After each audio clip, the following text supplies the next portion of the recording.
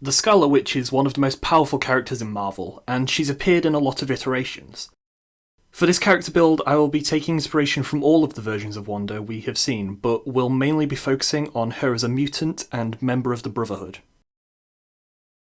So there are a few aspects of Wanda's character that I wanted to outline here that I'll be focusing on throughout.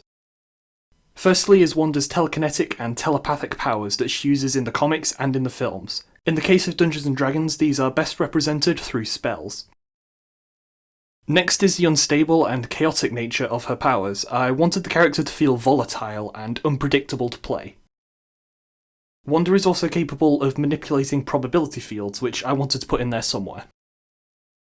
Finally, Wanda's powers come from her mutant gene, so I want to try and have the character work in a similar way, and if possible cover the additional powers given to her by the god Chthon. For Wanda's race, I considered going for something like half-elf to try and represent the mutant gene, but I've let the class choices cover that, and gone for human instead. As a human, we get +1 to 2 of our ability scores, as well as a skill and a feat option of our choice, which I'll talk about later on. For Wanda's class, spellcasting is going to be our focus, and Sorcerer is where we'll be putting the first 3 levels. I think Sorcerer fits due to their powers usually coming from their blood, which is similar to how Wanda's mutant powers work. The Wild Mage path also helps to represent the instability of her hex magic, so that's the option we will be taking. Being a Wild Mage means that whenever a spell is cast, there is a chance of having to use the Surge table for an additional effect, for better or worse. We also gain the ability Tides of Chaos, which can be used to gain advantage on certain rolls. This ability covers the power to affect probability fields that the Scarlet Witch is known for, as do the other abilities available to be unlocked in the Wild Mage branch at higher levels.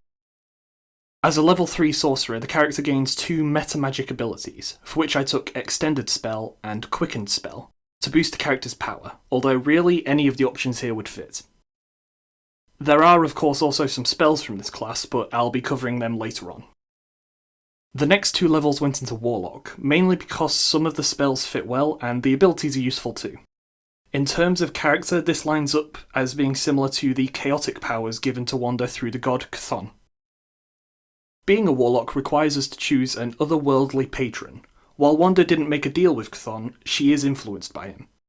I think Great Old One is a good option here, giving access to some additional spells and the ability Awakened Mind, allowing us to telepathically communicate with others. Then we get 2 Eldritch Invocations, for which I took Agonizing Blast and Repelling Blast, which buff Eldritch Blast with increased damage and a knockback effect.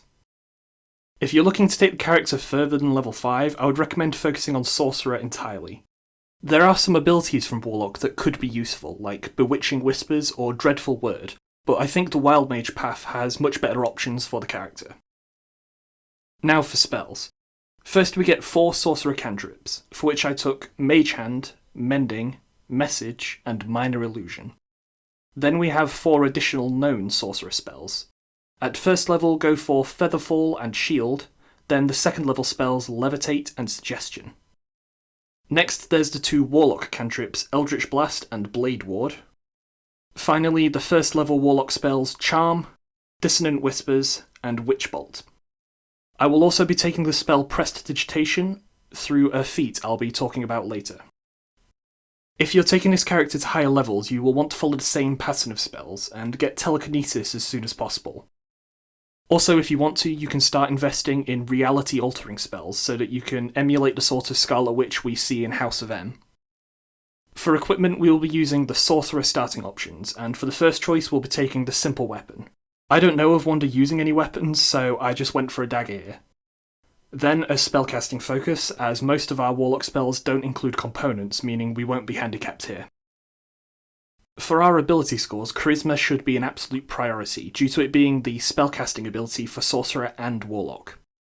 Then Constitution will be useful to try and help with survivability.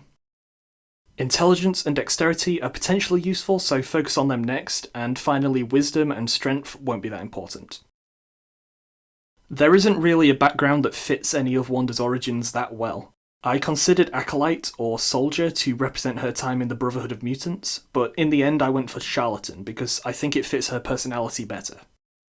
The traits I took are currently on screen, and being a charlatan gives us proficiency in disguise and forgery kits, as well as some skills that I will cover later on. For alignment, I went back and forth for a while because of all the different reboots of the character acting quite differently. In the end, I went for chaotic good. Wanda generally acts for the good of mutant kind and tries to be moral, but will do more questionable things when her loved ones are at stake. I'm still torn between this and chaotic neutral, so be sure to let me know which one you'd pick in the comments. From our background, we gain proficiency in the skills Deception and Sleight of Hand. Then we get 2 more skills from our Sorcerer starting class, for which I took Arcana and Persuasion. From our human race, we get a final skill, for which I took Insight. As a human, we also gain 1 feat option, for which I took Spell Sniper, which allows for spells to ignore half cover and to be cast at longer range. It also gives us the additional cantrip, which I mentioned earlier. We gain more feats from the ability score improvements, but I would actually recommend just using them to improve your charisma for the spellcasting ability, as the other feat options won't be that useful for this character. As with my other videos, I have a homebrew ability to end on, in an attempt to make the character feel more unique. The ability is called Change of Fortune, and can be used once per long rest. When a dice is rolled by Wanda or any other creature she can see within 30 feet of her, she may use this ability to change the number rolled to a new number of her choice. When this ability is used, Wanda must also immediately make a roll on the Wild Mage Surge table for an additional effect. This ability is my best attempt at covering Wanda's power to manipulate probability fields to affect outcomes of things using her hexes. And that's the character done. As always, I have a character sheet linked in the description, so be sure to take a look if that's something you're interested in.